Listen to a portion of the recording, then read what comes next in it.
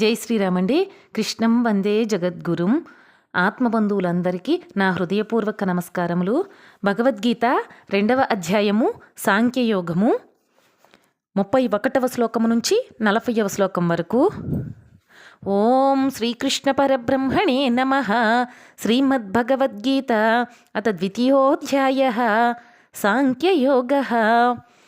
స్వధర్మమపి చావేక్ష్య న వికంపితుమర్హసి ధర్మ్యాద్ది యుద్ధాశ్రేయోన్యతు క్షత్రియస్య న విద్యతే యదృచ్ఛయా చోపపన్నం స్వర్గద్వారమపావృతం సుఖినః క్షత్రియాః పార్థ లభంతే యుద్ధమీదృశం అత చేత్వమిమం ధర్మ్యం సంగ్రామం న కరిష్యసి తతః స్వధర్మం కీర్తించ హిత్వా పాపమవాప్స్యసి అకీర్తిం చాపి భూతాని కథయిష్యంతి తే వ్యయాం సంభావితస్య చ కీర్తిర్మరణాదతిరిచ్యతే భయాద్రణాదుపరతం మన్యంతే త్వాం మహారథాః ఏషాం చ త్వం బహుమతో భూత్వా యాస్యసి లాఘవం అవాచ్య వాదాంచ బహూన్ వదిష్యంతి తవాహితాః నిందంతస్తవ సామర్థ్యం తతో దుఃఖతరం ను కిం హతో వా ప్రాప్స్యసే స్వర్గం జిత్వా వా మోక్షసే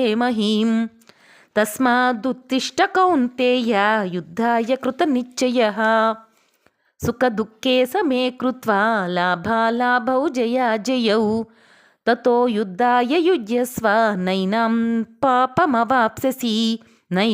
పాపమవాప్స్యసి ఏషా తే విహితా సాంఖ్యే బుద్ధిర్యోగే త్విమాం శృణు బుద్ధ్యా యుక్తో యయా పార్థ కర్మబంధం ప్రహాస్యసి నేహాభిక్రమనాశోస్తి ప్రత్యవాయో న విద్యతే స్వల్పమప్యస్య ధర్మస్య త్రాయతే మహతో భయాత్.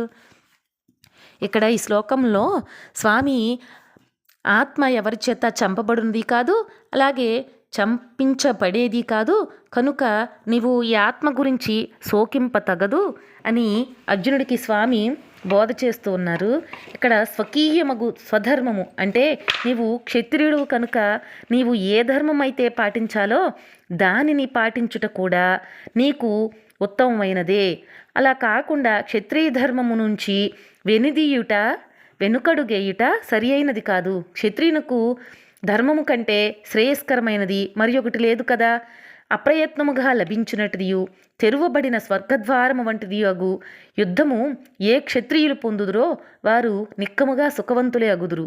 నీవు ధర్మయుక్తమగు ఈ యుద్ధమును చేయుకుందువేని అంటే ఒకవేళ నీవు యుద్ధం చేయకపోతే దానితో నీవు స్వధర్మమును నిరసించిన వాడవై కీర్తిని పోగొట్టుకుని పాపమును పొందగలవు.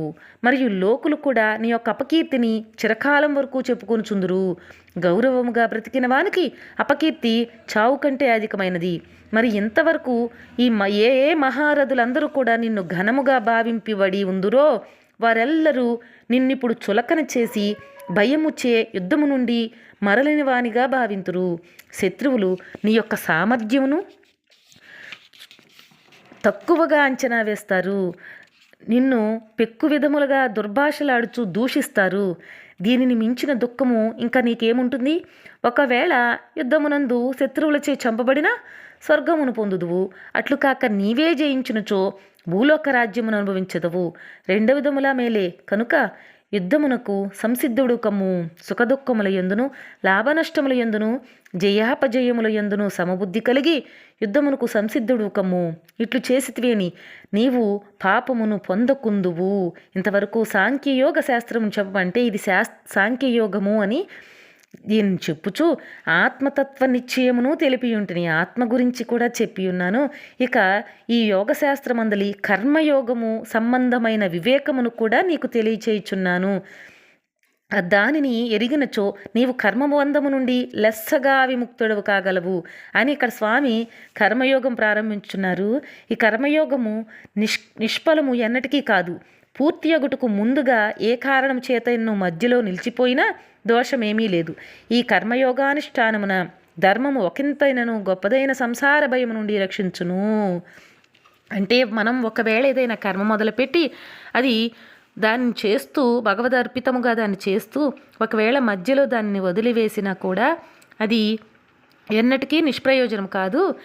అక్కడి నుంచి దాన్ని మళ్ళీ ఆ కర్మ ఏదైతే ఉందో దాని ఫలితం నువ్వు పొందగలవు. అక్కడి నుంచి మళ్ళీ నీది మొదలవుతుంది కర్మని స్వామి ఇక్కడ చెప్తున్నాడు.